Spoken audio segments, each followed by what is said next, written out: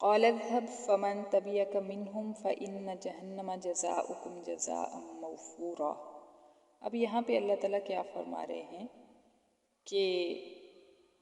یہ جو کلیہ ہے نافرمانی کے اوپر، یہ جو اللہ کا قانون ہے کہ نافرمانی کے اوپر پکڑ ہوگی اور نافرمانی کرنے پہ سزا دی جائے گی، یہ صرف شیطان کے لیے نہیں ہے، بلکہ فمن تبعک منہم، اولاد آدم میں سے بھی جو تیرے نقش قدم پر چلے گا، فإن جہنم جزاؤکم جزاء موفورا، تو تم سب کا ٹھکانہ، تم سب کی جو جزا ہے وہ جہنم ہے۔ یعنی یہ چیز صرف شیطان کے ساتھ مخصوص نہیں ہے کہ شیطان ہی جہنمی ہے یا شیطان اور ابلیس ہی یا اس کی اولاد ہی جو ہے اس قابل ہے کہ اس کو جہنم میں گرایا جائے، بلکہ قانون یہ ہے کہ جو بھی نافرمانی کرے گا، چاہے وہ اولاد آدم میں سے ہو یا چاہے ابلیس کی اولاد میں سے ہو، کسی کی بھی اولاد ہو جو اللہ کے حکم کو رد کرے گا تو اس کی سزا جہنم ہی ہے، پورا پورا بدلہ اس کو اس کا ملے گا۔ اللہ اکبر، اللہ اکبر۔ تو ہم دیکھیں کتنی غفلت میں ہیں، ہمیں لگتا ہے کہ ہم سب کچھ کر کے بھی جنتی ہیں۔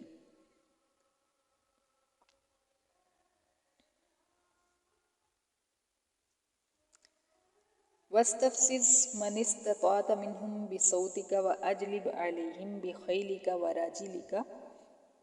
پھر فرمایا کہ تو بہکا کر لے جا جس کو بہکا سکتا ہے ان میں سے، پھسلا کر لے جا، گھبراہٹ ڈال ان کے دلوں میں، بِصَوْتِكَ، اپنی آوازوں کے ذریعے، یعنی آوازوں کے ذریعے کیسے؟ یہ جو گانا بجانا ہے اور ڈھول ڈمکے، وَأَجْلِبْ عَلَيْهِمْ بِخَيْلِكَ وَرَاجِلِكَ، اور اپنی سوار فوجوں کے ساتھ اور اپنی پیادہ فوجوں کے ساتھ ان کے اوپر حملہ آور ہو جائے، یعنی اپنی پوری طاقت جھونک دے، جتنی تیری قوت ہے تو پوری کی پوری قوت لگا کر ان کو گمراہ کر۔ وَشَارِكْهُمْ فِي الْأَمْوَالِ وَالْأَوْلَادِ وَعِدْهُمْ، اور تو مالوں میں اور اولادوں میں ان کا شریک بن۔ مالوں اور اولادوں میں شریک کیسے بنتا ہے شیطان؟ کہ شیطان اشارے کرتا ہے کہ فلاں جگہ پہ خرچ کرو، وہ خرچ کرنے لگتے ہیں، اور حرام کماؤ، حرام کمانے لگتے ہیں، یہاں تک کہ اگر کھانا بسم اللہ پڑھے بغیر کھاتے ہیں تو وہ بھی شیطان کا ہی اشارہ ہوتا ہے۔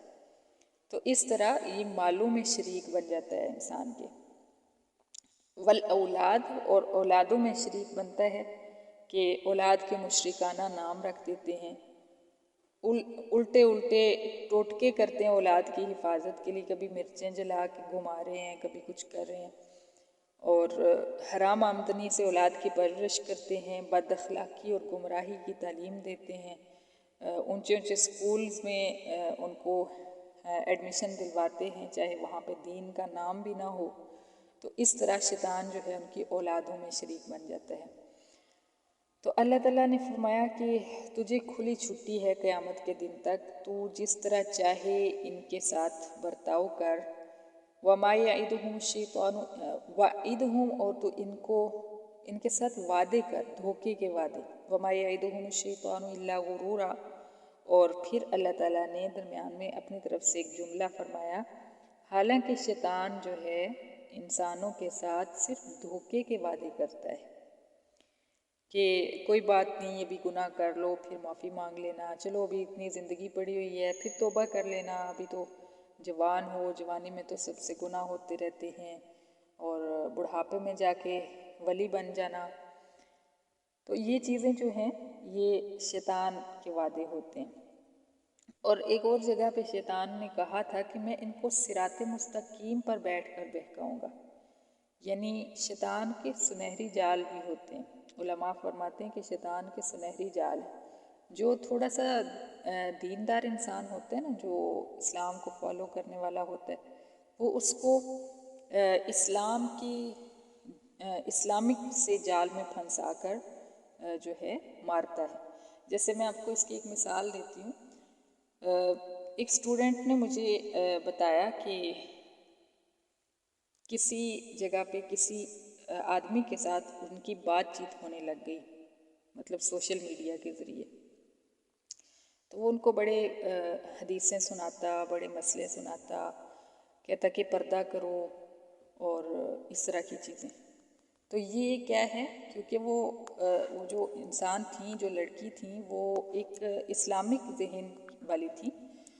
تو ان کو جس طرح شیطان نے پھنسایا، انہی کے ٹریک پہ بیٹھ کے، صراط مستقیم پہ بیٹھ کے، اور وہ جو آدمی جو تھا اس نے بھی صراط مستقیم پہ بیٹھ کے شیطان اس کو بھی پھسلا رہا تھا۔ وہ بھی کہہ رہا ہوگا کہ میں تو اس کو تبلیغ ہی کر رہا ہوں، اور لڑکی بھی جو ہے بڑی متاثر ہو رہی ہے کہ بھئی آدمی بہت نیک ہے اور بڑا شریف ہے اور بڑا دیندار ہے۔ حالانکہ ایک بات تو کلیئر ہے نا کہ دونوں غیر محرم تھے ایک دوسرے کے لیے، تو پھر وہی جو ہوتا ہے پھر صدمے اور تکلیفیں اور اٹھانی پڑتی ہیں۔ تو یہ پوائنٹ ضرور ذہن میں رکھا کریں کہ شیطان کی جو سنہری جال ہے نا، وہ یہی ہے کہ وہ دین کی آڑ میں آ کر دین کا لبادہ پہن کے لوگوں کو پھسلاتا ہے، اور پھر وہ پھنس جاتے ہیں اس کے جال میں، پھر یہاں تک کہ وہ ایک دوسرے کے بغیر جینا ان کے لیے مشکل ہو جاتا ہے، اور پھر وہی ہوتا ہے آخر جو کچھ دنیا داروں کے ساتھ ہوتا ہے، یعنی جو دنیا کے لحاظ سے اس ٹریک پہ چل رہے ہوتے ہیں، جو انجام ان کا ہوتا ہے وہی ان کا بھی ہوتا ہے۔ تو یہ بات ہے کہ شیطان جو ہے وہ صراط مستقیم پر بیٹھ کر لوگوں کو پھسلاتا ہے۔ ایک اور جگہ پہ انشاءاللہ ہم پڑھیں گے یہ بھی، لَأَقْعُدَنَّ لَهُمْ صِرَاطَكَ الْمُسْتَقِيمَ، کہ میں تیرے سیدھے راستے پر بیٹھ کر اولاد آدم کو بہکاؤں گا۔ اللہ تعالیٰ فرماتے ہیں اِنَّ عِبَادِي لَيْسَ لَكَ عَلَيْهِمْ سُلْطَانٌ، تو اپنی پوری طاقت جھونک لے، لیکن جو میرے بندے ہوں گے ان پر تیرا کچھ زور نہیں چلے گا۔ سبحان اللہ، دیکھیے کیسے اللہ تعالیٰ کتنے مان سے یہ بات فرما رہے ہیں کہ میرے بندوں پر تیرا کوئی زور نہیں چلے گا، جیسے بہت بھروسہ ہوتا ہے نا اپنے بندوں پہ، تو جو میرے بندے ہوں گے ان پہ تیرا بس نہیں چلے گا۔ وَكَفَى بِرَبِّكَ وَكِيلًا، اور تیرا رب اے پیغمبر کام بنانے کے لیے کافی ہے، کارساز کافی ہے۔ سبحان اللہ، اللہ تعالیٰ ہمیں اپنے بندوں میں شامل فرما لے، ان بندوں میں جن کے بارے میں اللہ فرما رہے ہیں کہ میرے بندوں پر تیرا کچھ زور نہیں چلے گا۔ ربکم الذی یزجی لکم الفلک فی البحر لتبتغوا من فضلہ، پھر آدم کو پیدا فرما کر ایسے ہی نہیں چھوڑ دیا بلکہ اس کی ضرورت کی چیزیں بھی پیدا فرمائیں، اور یہ صرف رب ہی ہے، اللہ تعالیٰ کی ذات ہی ہے جو ہر انسان کی ضرورت کو جانتا ہے اور اس کی ضرورتیں پوری بھی فرماتا ہے۔ تو جب آدم پیدا ہوئے تو ساتھ ہی ان کی ضرورت کی جتنی چیزیں تھیں وہ بھی اللہ تعالیٰ نے پیدا فرمائیں، اور ہمارے ارد گرد جتنی بھی نشانیاں ہیں، جتنی بھی چیزیں ہیں، سب ہمارے لیے، انسانوں کے لیے اللہ تعالیٰ نے پیدا فرمائی ہیں۔ اللہ فرماتے ہیں اللہ تمہارا رب تو وہ ہے جو تمہارے لیے سمندر کے اندر کشتیاں اور جہاز چلاتا ہے، لِتَبْتَغُوا مِنْ فَضْلِهِ، تاکہ تم اس کا فضل یعنی روزی تلاش کرو۔ سبحان اللہ، تو کیا کوئی ایسی ہستی ہے جو سمندر کے اندر اتنے بڑے بڑے جہازوں کو کنٹرول کرے، کشتیوں کو کنٹرول کرے، اور وہ صرف ہوا کی لہروں کی وجہ سے، ہوا کی جو چلنے کا انداز ہے اس کی بنا پہ کشتیاں اور جہاز سمندر میں چل رہی ہوتی ہیں۔ تھوڑی سی ہوا جو ہے خراب ہو، تیز ہو تو فوراً غرق ہو جاتا ہے سب کچھ۔ تو یہ کون ہے جو سب کچھ سنبھالے ہوئے ہے اور سب کچھ چلا رہا ہے؟ لِتَبْتَغُوا مِنْ فَضْلِهِ، تاکہ تم اس کا فضل یعنی روزی تلاش کر سکو سمندر کے راستوں کے ذریعے بھی۔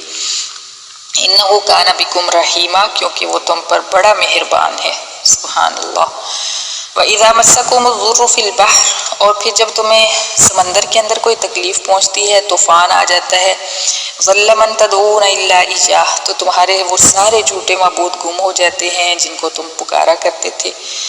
تو اس سے کیا پتہ چلتا ہے کہ انسان کے اندر بائی نیچر یہ بات بیٹھی ہوئی ہے کہ اللہ تعالیٰ کے سوا کوئی بھی مددگار نہیں ہے، چاہے وہ مشرک ہوں، چاہے ان کے ہزاروں معبود ہوں، بت ہوں، لیکن جب ان کے اوپر تکلیف آتی ہے نا، سخت والی تکلیف، جو وہ سمجھتے ہیں کہ وہ مصیبت میں پھنس گئے ہیں، تو وہاں پہ اللہ کو ہی پکارتے ہیں۔ جب حد سے زیادہ تکلیف آ جاتی ہے اور انسان بے بس ہو جاتا ہے، بے بسی کی انتہا کو پہنچ جاتا ہے، تو کبھی بھی پھر اس کو لات منات عزا یہ وہ یاد نہیں آتے،